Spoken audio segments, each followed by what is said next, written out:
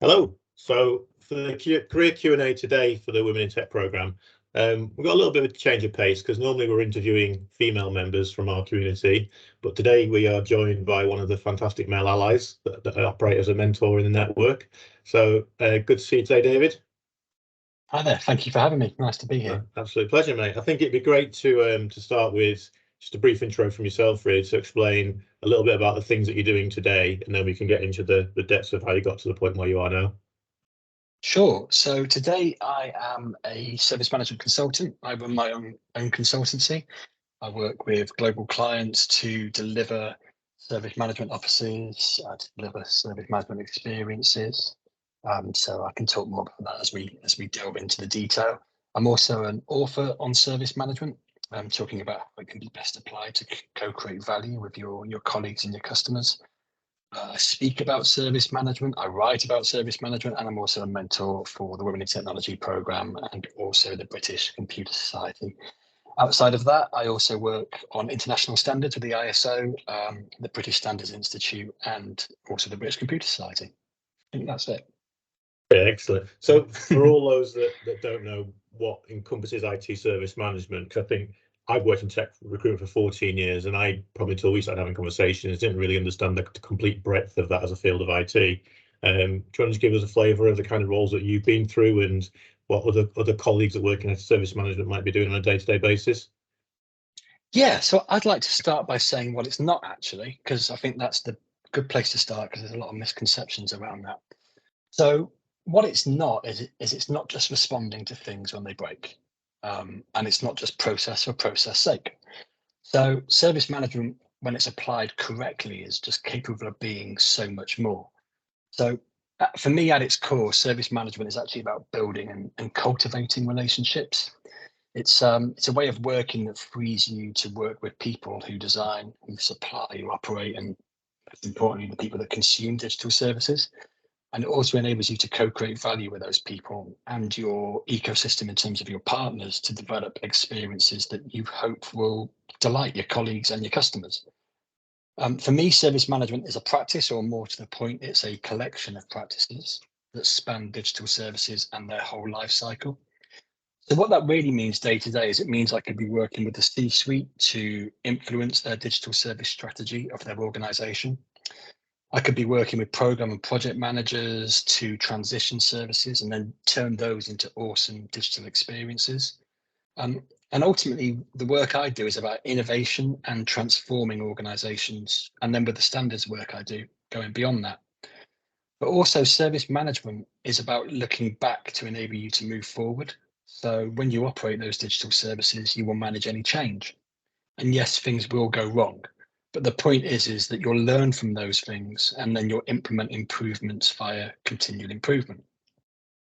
If tech's your bag, then you'll get to work with a myriad of products. So I've seen products come to life way before we've seen them in the general public. There's a real scenario where I was once watching a movie with my family and there was a product on screen that I'd been working on and my whole family were like, oh, wow, that's incredible. That's awesome. And I knew that it was coming down the pipe and you can't say anything. So you get to work on some really interesting stuff. But for me, really, essentially, service management and what I do is about working with a set of practices and behaviors, that's the people skills, that enable those organizations to innovate, deliver great digital services and great experiences to colleagues and to their customers. Yeah, that's good insight. I think you absolutely hit the nail on the head there in terms of what it isn't, because I think that is most people's perception. You know, when I think about who runs IT services in my organisation, I think of the support team and the help desk team and the people that I ring when things go wrong. And if I was looking at tech careers, it wouldn't necessarily strike me as the most interesting career because it seems like you're always firefighting and you're always the one that's in trouble. But you talk a lot about co-creating value, and I assume that means you're bringing all the stakeholders from the business together. So how do you actually manage that? And when you go into an organization, how do you get the people from outside of IT to actually buy into your vision for what IT can be? So it's very much human centered. And just coming back to that point on people thinking it's about help desk and when things go wrong, they are key components, but they're not the only key components. And so you can stop things from going wrong by designing services that are focused on humans and how they want to interact. So the way I do that is I capture people's value statements. I don't talk to them about IT or tech. I just say, what do you want to achieve? What's going to enable you to do your job? What's going to enable you to service your customers? What's going to delight your customers? Because you know them better than I do. So tell me, what can we do to help them get great service from your organization, and how can you deliver that to them? You then turn that into IT services. And so service management is kind of bridging that gap between tech and the people that use the tech, and trying to keep both camps kind of in sync with one another. And everything I say today comes from not doing that correctly. It comes from making mistakes. It comes from being really poor at it. It comes from putting processes in place that disabled organizations, that didn't enable them. It comes from working on help desks where all I wanted to do was make the person happy. But in doing so, there were another 10 people waiting in the queue that I wasn't making happy. So everything I say today with 30 years experience is literally built around everything I've got wrong, not everything I knew at the beginning. And so one of the other things I do today is I try and help organizations and their people understand what they can do correctly, as opposed to making the same mistakes that I've made in the past. Yeah. And a big part of these sessions is about helping people kind of find their tribe and understand where their skills are going to fit. So do you feel there's a certain type of persona of person that tends to thrive in the IT service management space? Yes and no. People thrive generally.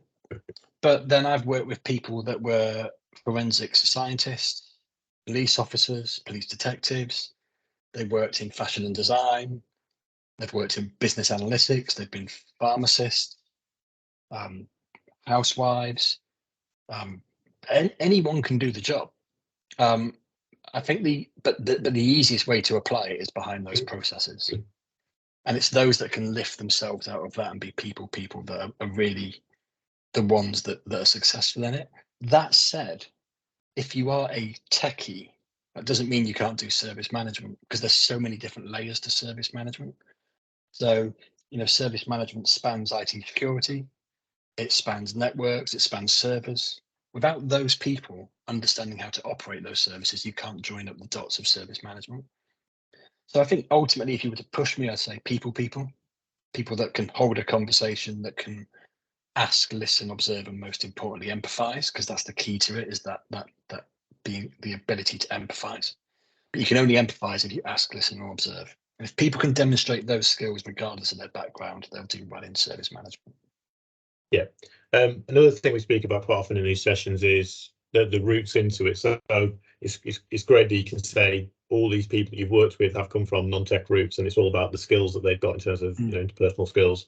But getting your first job is probably quite a challenge if you're not from like a computer science degree, etc. So what do you see as the main routes into IT service management in terms of qualifications, job types? Where would you start if you were day one again, now trying to break into that industry? So I was fortunate in that I started in the industry 30 years ago, came straight out of school, no qualifications, fell into it. And a number of people in my generation generally did. It was kind of IT was new, the internet was coming around, everybody wanted to work in IT, and we managed to find our way in and bluster our way in.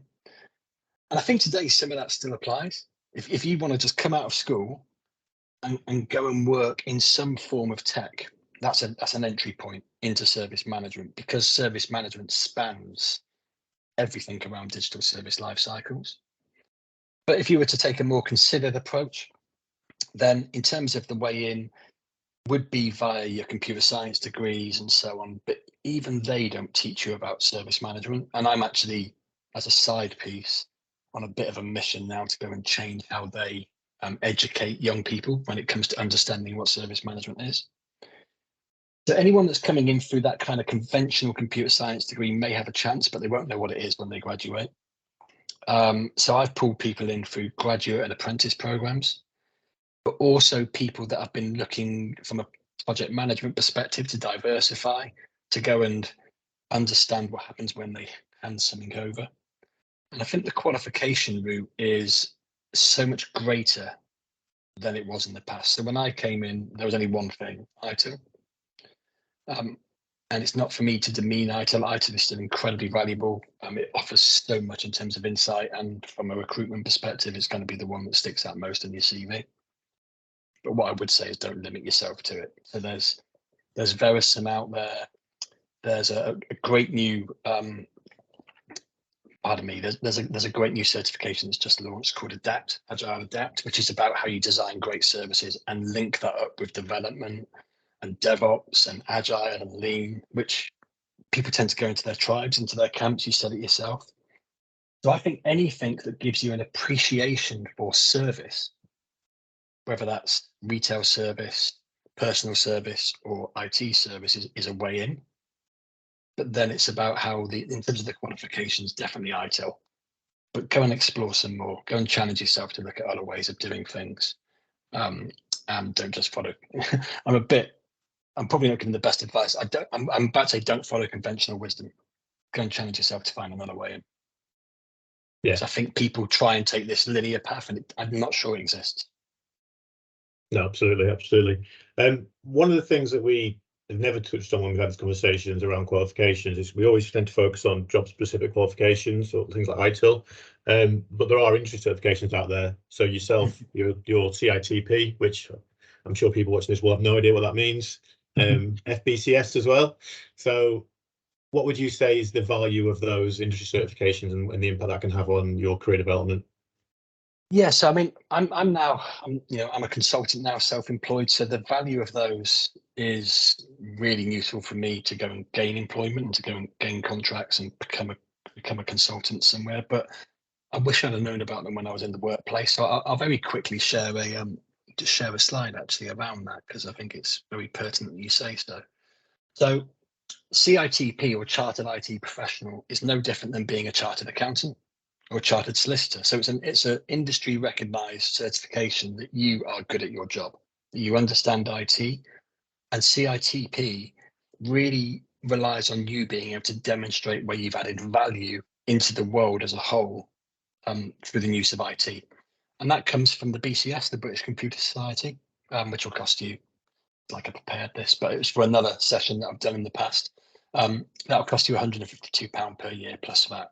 But what the BCS and joining the British Computer Society gives you is access to more professionals, more people in your network, and also there's roles and development within the BCS that you get offered as part of that membership fee.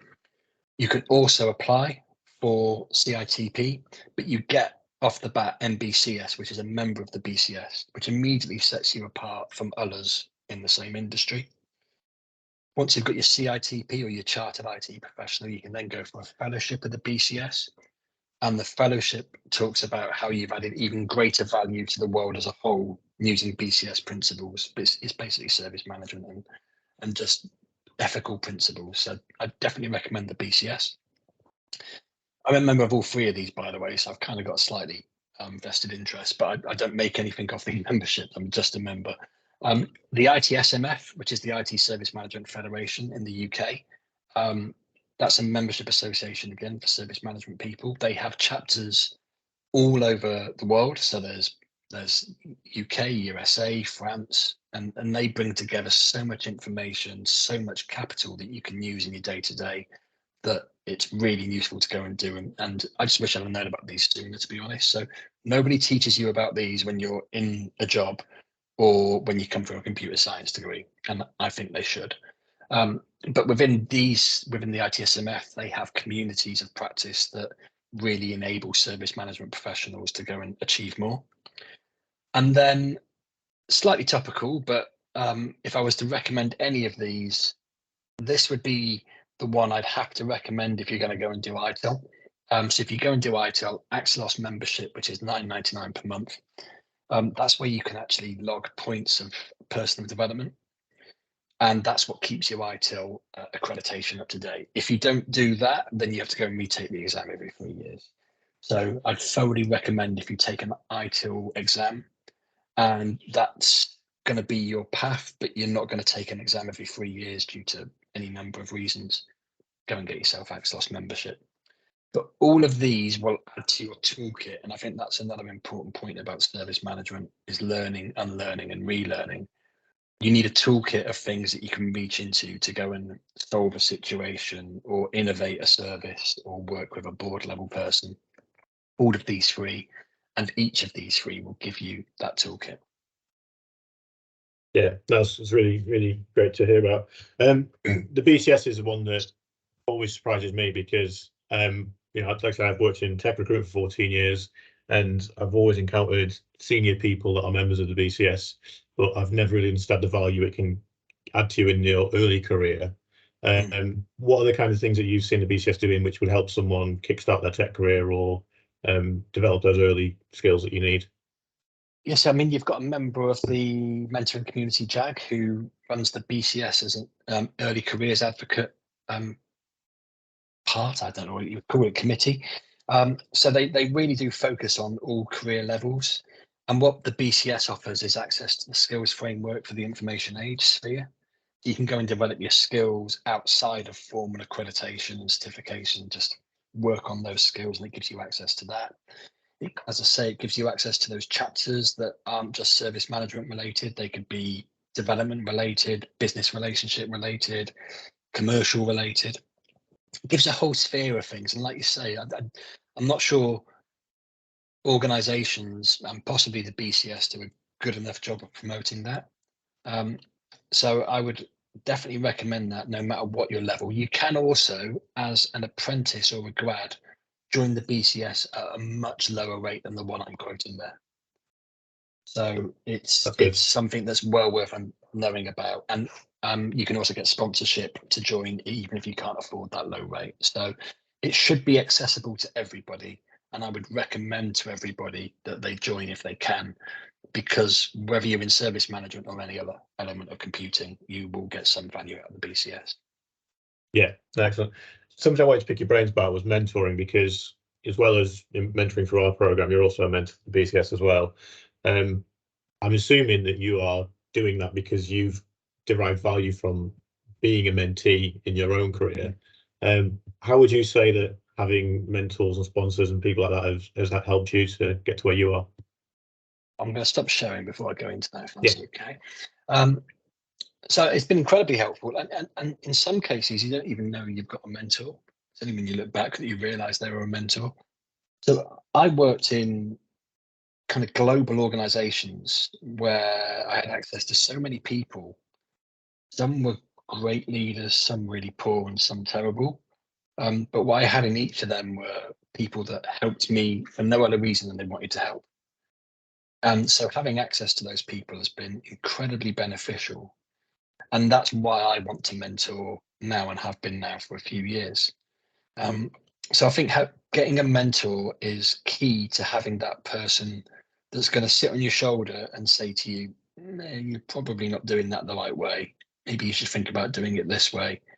Who's going to challenge you, who's going to want to develop you, as opposed to maybe your leader will want to, I'm sure, have all the best intentions, but ultimately they want to get something out of you in terms of getting to an end result or a goal. The difference between that and a mentor is the mentor want you to get to your goals, and they'll challenge you to achieve your goals or rethink your goals based on what you say to them. So yeah, I'd say it's incredibly valuable.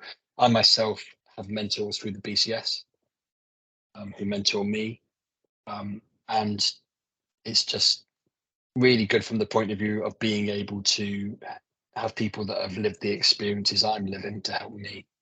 I think the difference with the Women in Tech program is I always say to the females I mentor in this program is I haven't lived your experience, but I may have observed it. I may have even been one of the people actually that's guilty of delivering that experience in the past. So that's slightly different, but I found it a challenge coming into the program. It's something that I was thinking about for a while, but wasn't really pushing the button on because I was concerned about positioning myself as a male in a position of supposed power over females. But it was somebody that I work with and I respect who said I should get involved. And kind of once she gave me the green light, I was like, okay, I'll do so. But even in the program, I've struggled with those thoughts. But I guess where I'm coming from is it's incredibly important. It can make you feel uncomfortable at times, but probably things that are good for you should make you feel a little uncomfortable at times. Yeah, and what has your actual lived experience of that been though? So when you put yourself out there as a male ally and a mentor, have you had any negative feedback, or has it always been positive?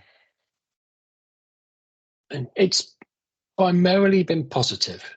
I've had one or two people questioning me about why I do it, and I've had to think hard about the answers.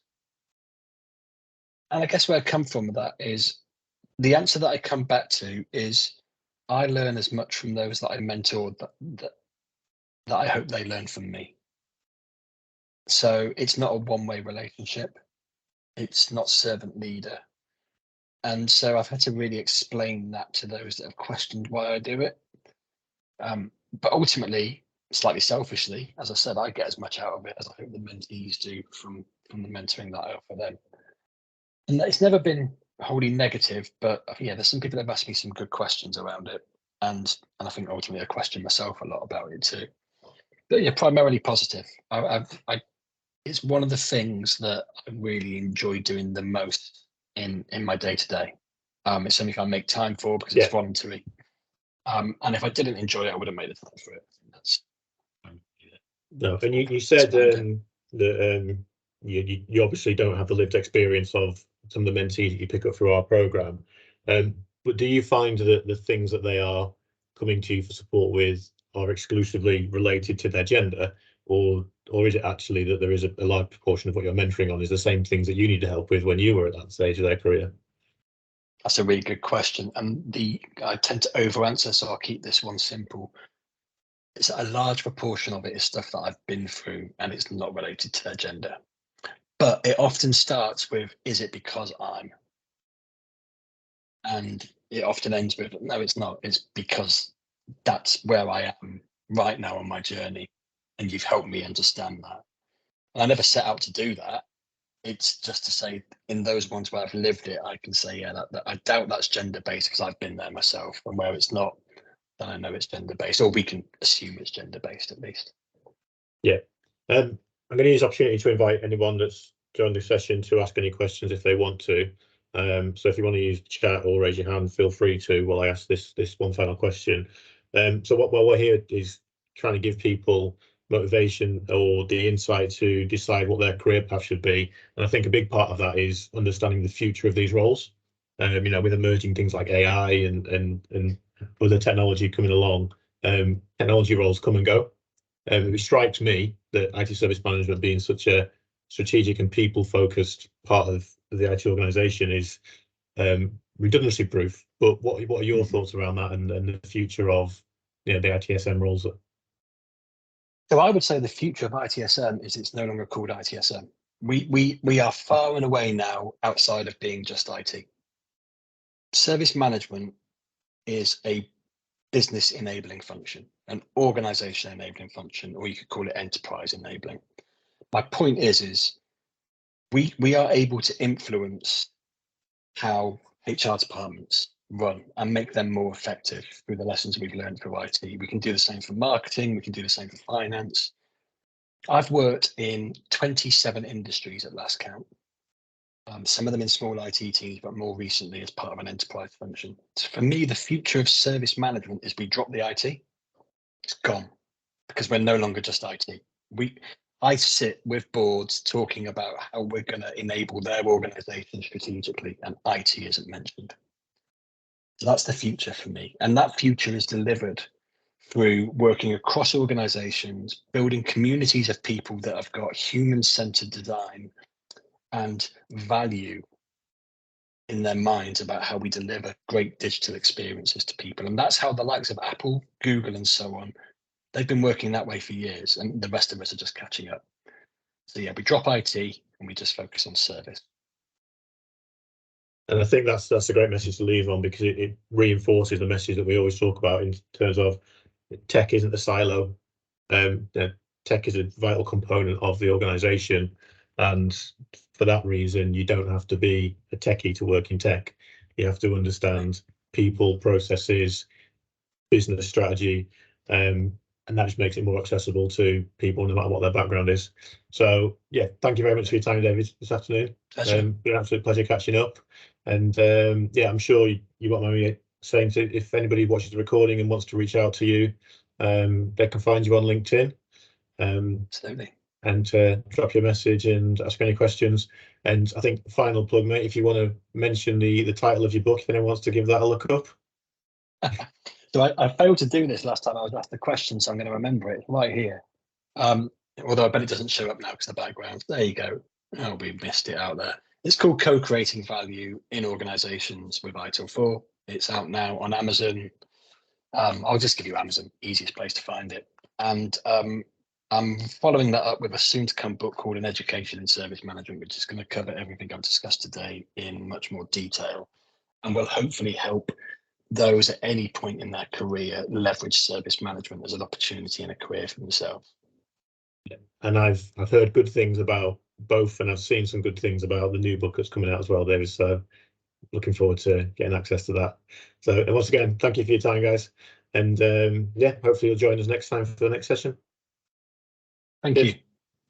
Bye-bye. Bye-bye.